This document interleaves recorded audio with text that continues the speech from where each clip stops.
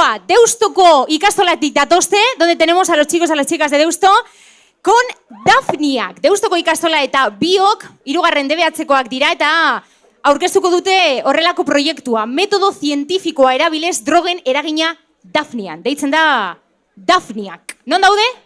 Ah, barkatu neskak, aurrera, zuen txanda. Adelante, chicas. Txalo bero bat, beraientzat.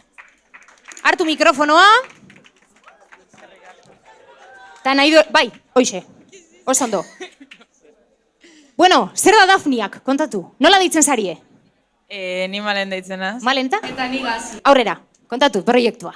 Gu egin dugu Dafnien proiektua. Dafniak dira animali txiki batzuk gardenak. Eta horrekin sustantzia batzuk erabili ditugu. Eta sartu ditugu sustantziak Dafniekin. Eta ikusi dugu beraien eragina. Gure helburua Dafnietan drogak nola eragiten duten ikustea da. Eta metodo zientifikoa erabili dugu horretarako. Eta bioken laguntza eduki dugu, enpresa sozial bat dela, laguntzen duena gazteek eta zientzian ibiltzea, eta hori. Eta Dafniak hauek dira oso txikiak, ikusten dira begibistaz, baina ez dira oso argi ikusten, baina hauek dira mikroskopio batekin ikusitak. Eta gure proiektuan, esan duen moduan Malenek, lagundu digu biok enpresak, etorri zen zientzialari bat gurekin lan egitera. Urrengoa, bai, jarri urrengoa. Bai, daukagu hor, begira, daukagu mandu bat. Daukagu mandua zuek pasatzeko, a ber? Emoio zue, frogatu, a ber, hortze. Aurrera eta atzerant, eskerrik asko, Paula. Paula ez. Patri, eskerrik asko. Zertarako erabiltzen dira, ber? Dafniak ur osasunerako eta ekosistemetako oreka mantentzen du, eta oso ezinbestekoak dira. Eta, zientzian asko erabiltzen dira, oso txikiak direlako eta erraz manipulatzen direlako. Gainera, exoskeleto gardena dute eta horrela barruko organoak ikusi daitezke eta orduan errazagoa da ikustea aldaketak eta... ¿Cómo se le da? No, listo, así. Orain kontatuko dugu pizka bat nola zaintzen diren Dafniak, urpotetan sartzen dira, eta legamia, espirulina eta fitoplaktonak jaten dituzte.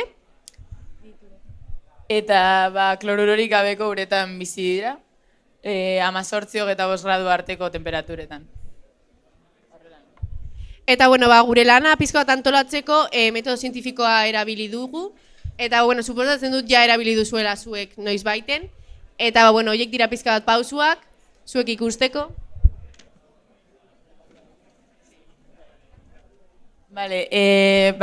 Dafniak drogatzeko modu bat esanez, erabilitu dugun drogak kafeina, alkohola, melatonina, ibuprofeno eta nikotina dira, oso ezagunak dira.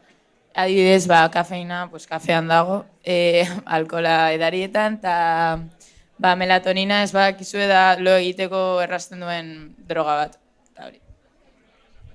Eta, hau, beraren, sustantzien eragina ikusteko, taupadak neurtu ditugu, eta, horretarako, lehengo bere forma normalean taupada batzuk neurtu genituen, 35 segunduko bideo batean, eta gero kamera gelduan jarri genituen, eta bihotzeko taupadak neurtu ditugu, eta gero disoluzioa egin dugu nahi dugun substantziarekin, eta berriro ere berdina, berriro ere 35 segunduko bideo bat grabatu genuen, eta ikusi genuen zein zen aldea. Claro, esan dugun moduan, exoskeleto gardena dute eta bihotza, azkenean mikroskopikoki ikusi daiteke ondo, eta gero kamera lentan jarriz kontagailu batekin zenbatzen ditugu.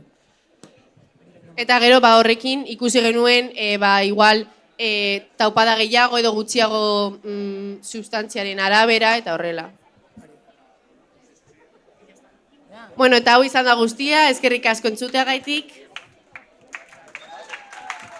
Txalo bero bat beraientzat, eskerrik asko neskak, proiektu polita Deustoko ikastolatik Dafniak, eskerrik asko neskak.